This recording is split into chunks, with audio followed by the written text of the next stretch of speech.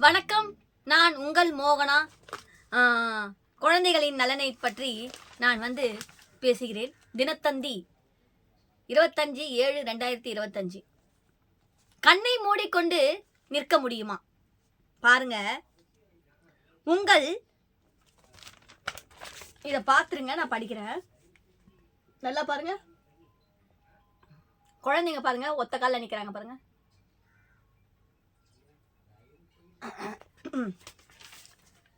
உங்கள் வலது காலில் நின்று கொண்டு இடது காலை பக்கவாட்டில் உயர்த்துங்கள். சிரமம் ஏதுமின்றி சில நிமிடங்கள் நிற்க முடியும்.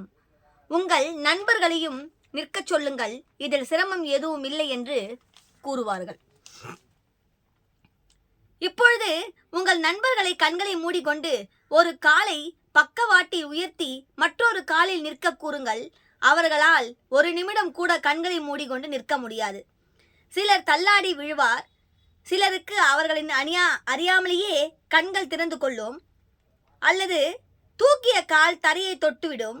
இதற்கு பின்னால் இருக்கும் அறிவியல் காரணங்களை இந்த பகுதியில் அறிந்து கொள்வோம். நாம் ஒற்றை காலில் நிற்கும் போது கை கால்களில் உள்ள நரம்புகளையும் பார்வை நரம்புகளும் மூளைக்கு அனுப்பும் செய்திகளை மூளை இணைத்து பார்த்து உடல்நிலை தவறான இருக்குமோ என்று பாதுகாக்கும் வகையில் உடலை சரி செய்து கொள்ளாத தசைகளுக்கும் மூளை தொடர்ந்து கட்டளைகளை அனுப்பி கொண்டிருக்கிறது. இதற்கு கண் பார்வையும் உதவுவதால் கண்ணை திறந்து கொண்டு ஒற்றை காலில் நிற்கும் போது நாம் கீழே விழாமல் சமாளித்துக் கொள்கிறோம். கேளுங்க, இதற்கு கண் பார்வையும் உதவுவதால் கண்ணை திறந்து கொண்டு ஒற்றை காலில் நிற்கும் போது நாம் கீழே விழாமல் சமாளித்துக் கொள்கிறோம். பின்னர் கண்களை மூடிக்கொண்டு ஒற்றை காலில் நிற்கும் பொழுது மூளைக்கு தேவையான தகவல்கள் பார்வை வழியே கிடைப்பதில்லை. அதனால் உடல் சமநிலை பாதுகாக்க முடியாமல் கீழே விழுந்து விடுகிறோம், அல்லது அனிச்சை செயலாக கண்கள் திறந்து கொள்கின்றன, அல்லது தூக்கிய கால் தரையை தொட்டு விடுகிறது. அதாவது பாருங்க, பின்னர் கண்களை மூடிக்கொண்டு ஒற்றை காலில் நிற்கும் போது மூளைக்கு தேவையான தகவல்கள் பார்வை வழியிலேயே கிடைப்பதில்லை. அதனால் உடல் சமநிலை பாதுகாக்க முடியாமல் கீழே விழுந்து விடுகிறோம், அல்லது அனிச்சை செயலாக கண்கள் திறந்து கொள்கின்றன, அல்லது தூக்கிய கால் தரையை தொட்டு விடுகிறது.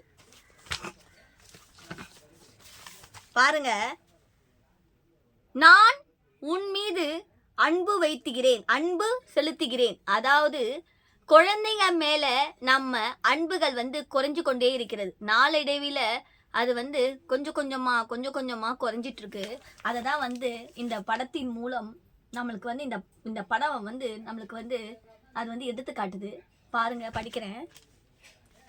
நான் உன் மீது அன்பு செலுத்துகிறேன் எனது பெற்றோர் குழந்தைகளிடம் சொல்ல வேண்டும். பல பெற்றோர் குழந்தைகளிடம் அன்பை வெளிப்படுத்தாமல் அவர்களுக்காக உழைத்து கொண்டே இருக்கிறார்கள். அவர்களுக்காக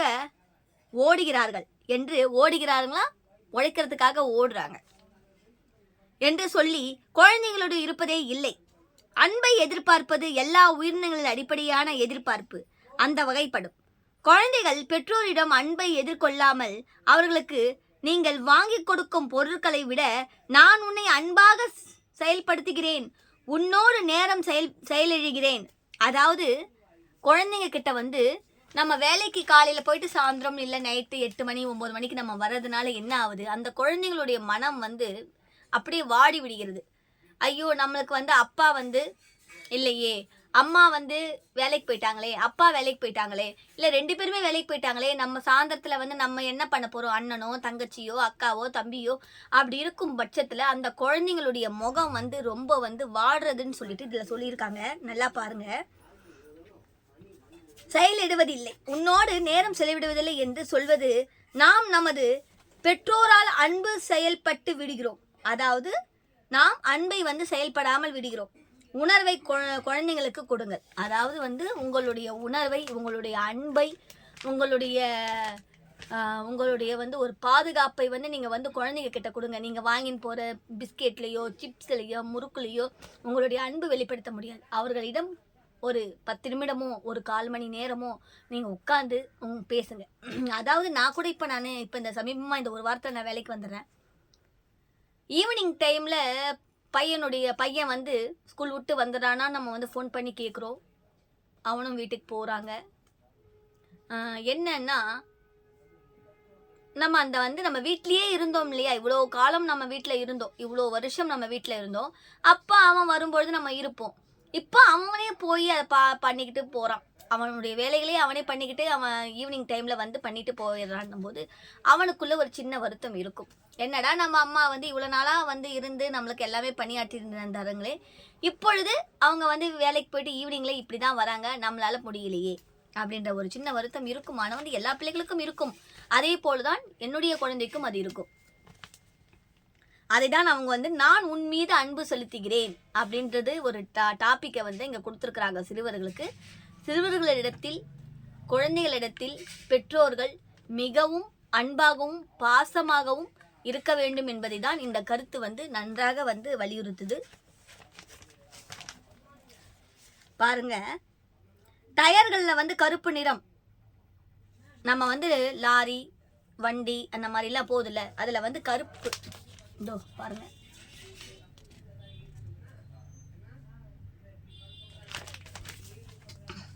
படிக்கிறேன் கேளுங்க. வாகனங்களில் பயன்படுத்தப்படும் டயர்கள் ரப்பரில் தயாரிக்கப்படுகின்றன. இயற்கையான ரப்பர் மென்மையாக இருக்கும்.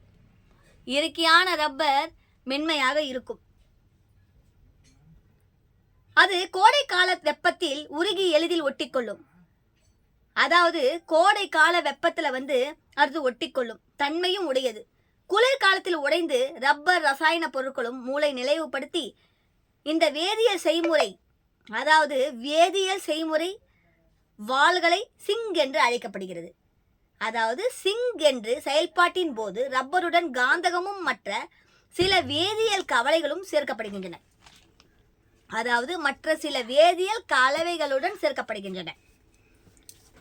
கருப்பு நிறம் கொண்டது என்பதால் அதை சேர்த்து வாள்களை சிங் செய்யப்படும் டயர்கள் கருப்பு நிறத்தில் மாறுகிறது.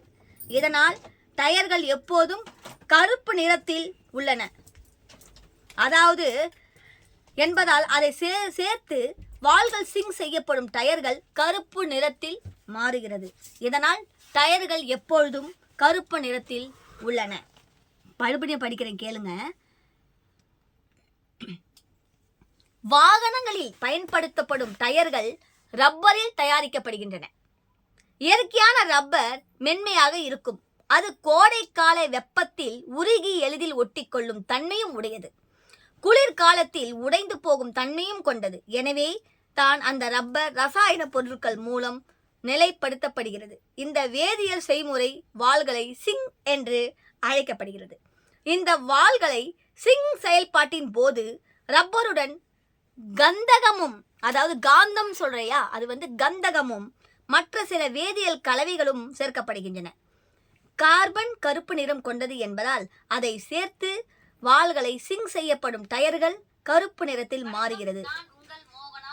இதனால் டயர்கள் எப்போதும் கருப்பு நிறத்தில் உள்ளன.